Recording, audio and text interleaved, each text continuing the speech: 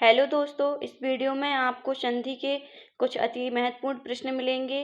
अगर आप MPSI, UPSI, UP constable, MP पटवार आदि परीक्षाओं की तैयारी कर रहे हैं तो मैं संधि टॉपिक से कुछ अति महत्वपूर्ण प्रश्न लेकर आई हूँ। तो आइए देखते हैं। प्रश्न 1, निसंग शब्द में संधि है।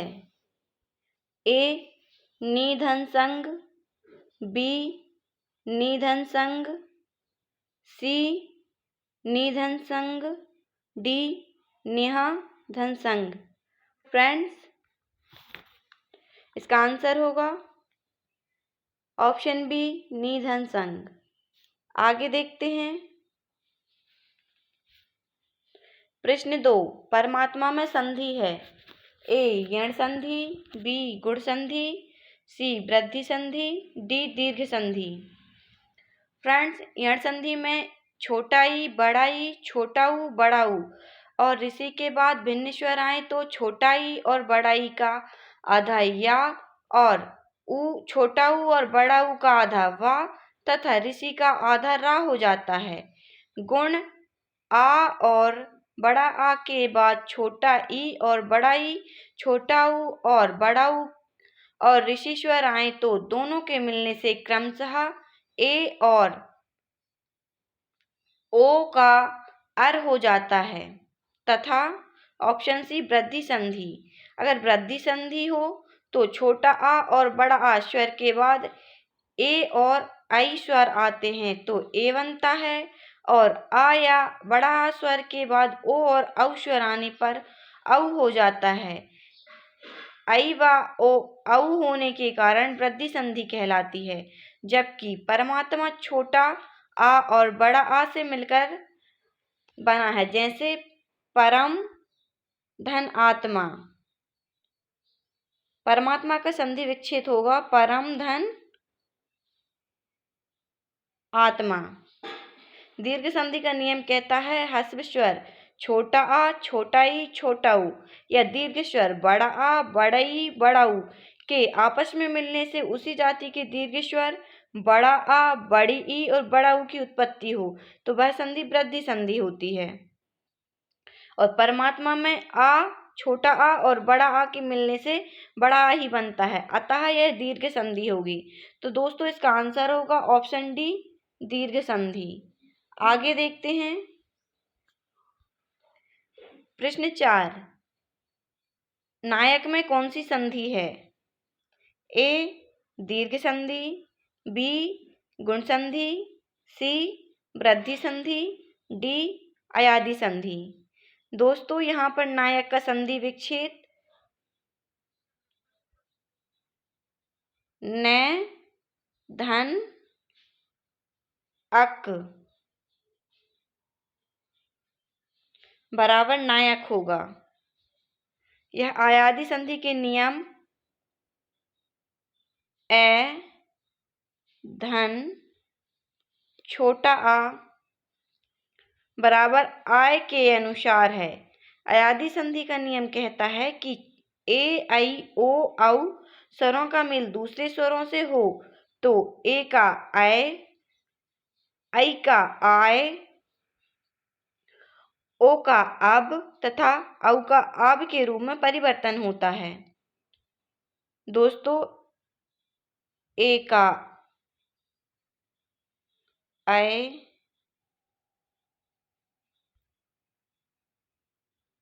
आई का आय और ओ का अब और औ का आब के रूप में परिवर्तन होता है, जिस कारण यहाँ पर अयादि संधि होगा। नायक में अयादि संधि है। आगे देखते हैं। सदाचार का संधि विच्छेद है। ए सदाधन चार, बी शतधन आचार, सी शतधन आचार्य, डी सदाधनाचार्य।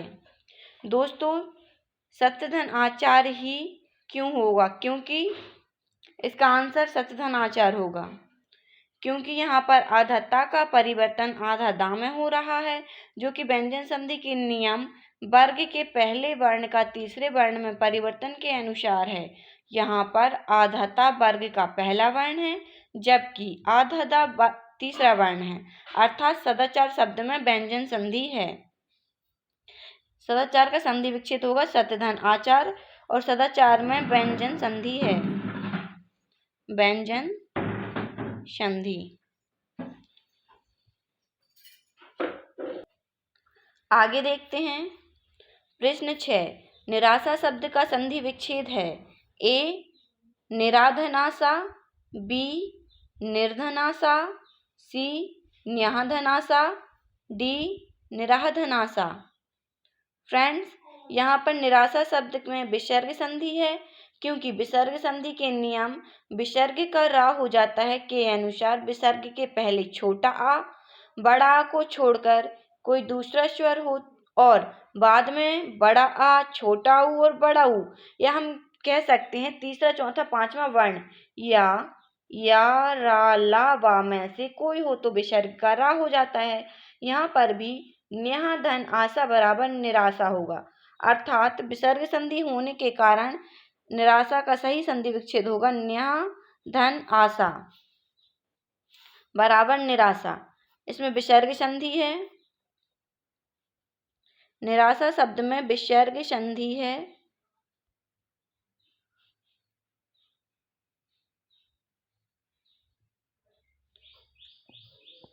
विसर्ग संधि।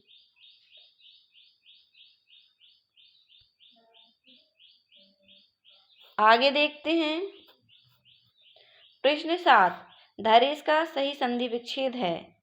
ए धराधनसा, बी धरधनीशा, सी धराधन ईश, डी धीरधन एस। दोस्तों, गुण स्वर संधि के नियम के अनुसार जब बड़ा आ और बड़ा ई का मेल होता है तब ए बनता है, इसलिए धरेश का सही संधि विच्छेद धराधन ईश होगा। फ्रेंड्स, धराधन ईश, अतः हमारा सही उत्तर धराधन ईश होगा। आगे देखते हैं प्रश्न 8। प्रश्न 8। आशीर्वाद शब्द का सही संधि विच्छेद है। ए आशीर्धनवाद, बी आशीर्धनवाद, सी आश्रीधनवाद, डी आश्रीधनवद। फ्रेंड्स, यहाँ पर आशीर्वाद शब्द में विसर्ग संधि है, क्योंकि विसर्ग संधि के नियम विसर्ग का रा हो जाता है के अनुसार आशीर्धनवाद, यहाँ पर विसर्ग का आधा रा हुआ जिससे आशीर्वाद शब्द बना, अर्थात इसका सही आंसर होगा आशीर्धनवाद। आशीर्वाद शब्द में विसर्ग संधि है, विसर्ग संधि। आगे देखते हैं प्रश्न 9। निर्विकार में संधि है। ए स्वर, बी व्यंजन, सी विसर्ग, डी ए और बी दोनों। स्वर संधि, दो स्वरों के आपस में मिलने से जो विकार उत्पन्न होता है उसे हम स्वर संधि कहते हैं। स्वर संधि के 5 भेद हैं जो मैंने शॉर्ट वीडियो में बताया हुआ है। और व्यंजन संधि में अगर व्यंजन के बाद स्वर या व्यंजन आने से जो परिवर्तन होता है उसे व्यंजन संधि कहते हैं। और विसर्ग संधि, विसर्ग के बाद स्वर या व्यंजन आने पर विसर्ग में जो विकार होता है उसे विसर्ग संधि कहते हैं। यहाँ पर निर्विकार शब्द का संधि विच्छेद होगा निह धन विकार, अर्थात यहाँ पर निह धन विकार, अर्थात यहाँ पर विसर्ग संधि है, तो हमारा सही आंसर होगा ऑप्शन सी। आगे देखते हैं प्रश्न 10। संगम का सही संधि विच्छेद है। ए साधन गम, बी समधन गम, सी सकधन गम, डी समधन गाम। फ्रेंड्स, संगम शब्द में व्यंजन संधि होने के कारण यह शब्द का सही संधि विच्छेद होगा समधन गम। संगम में व्यंजन संधि है,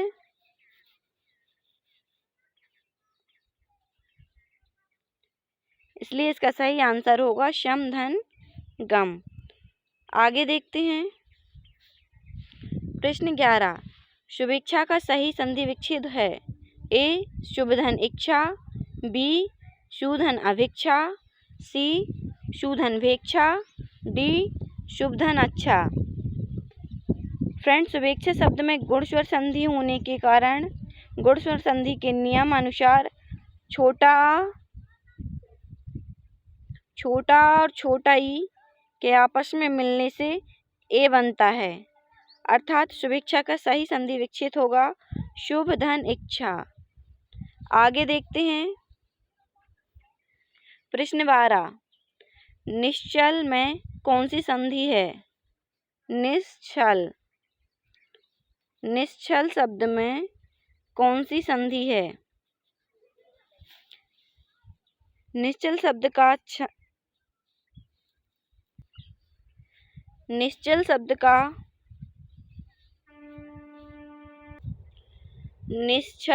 का सही संधि विच्छेद निधन छल होगा, अर्थात यहाँ विसर्ग संधि का उदाहरण है। विसर्ग संधि के नियम अनुसार यदि विसर्ग के बाद चा, छा या सा हो तो विसर्ग का आधा सा हो जाता है। विसर्ग का आधा सा हो जाता है, अर्थात यहाँ पर सही आंसर होगा विसर्ग संधि, ऑप्शन ए। आगे देखते हैं प्रश्न 13। जगन्नाथ शब्द में कौन सी संधि है। ए व्यंजन संधि, बी गुण संधि, सी विसर्ग संधि, डी यण संधि। दोस्तों, जगन्नाथ शब्द का सही संधि विच्छेद जगत धन नाथ होगा, जो कि व्यंजन संधि के नियमानुसार वर्ग के पहले वर्ण आधा का, आधा चा, आधा टा, आधा ता, आधा पा का मेल किसी अनुनासिक वर्ण केवल आधा ना आधा मा से हो तो उसके स्थान पर उसी वर्ग का पांचवा वर्ण आधा डा, आधा दोशिंग्या, आधा ना आधा मा हो जाता है, अर्थात यहाँ पर आधा ता वर्ग का पहला वर्ण है तो यहाँ पर वर्ग की पांचवें वर्ण आधा ना में परिवर्तित हो जाता है, इसलिए यहाँ पर व्यंजन संधि होगी, अर्थात इसका हमारा सही आंसर होगा ऑप्शन ए व्यंजन संधि। आगे देखते हैं प्रश्न 14। मनोहर शब्द में संधि है। ए व्यंजन संधि, बी गुण संधि, सी विसर्ग संधि, डी यण संधि। दोस्तों, मनोहर शब्द का सही संधि विच्छेद होगा मनः धन हर, जो कि विसर्ग संधि के नियम अनुसार है। यहाँ पर विसर्ग का ओ हो जाता है यदि विसर्ग के पहले आ और बाद में आ अथवा प्रत्येक वर्ग का तीसरा, चौथा, पांचवा वर्ण अथवा या, रा, ला, वा, हा हो तो विसर्ग का ओ हो जाता है, अतः यहाँ पर सही आंसर होगा ऑप्शन सी विसर्ग संधि। आगे देखते हैं प्रश्न 15। सत्याग्रह का सही संधि विच्छेद है। ए सत्यधन आग्रह, बी सत्यधन आग्रह, सी सत्यधन ग्रह, डी सत्यधन ग्रह। दोस्तों, सत्याग्रह शब्द में दीर्घ स्वर संधि होने के कारण इस शब्द का संधि विच्छेद शत धन आग्रह होगा, तो यहाँ पर हमारा सही आंसर होगा शत धन आग्रह, ऑप्शन बी। दोस्तों, आई होप आप सभी को वीडियो पसंद आया होगा। अगर पसंद आया हो तो लाइक करें, शेयर करें एंड चैनल को सब्सक्राइब करें। Thanks for watching.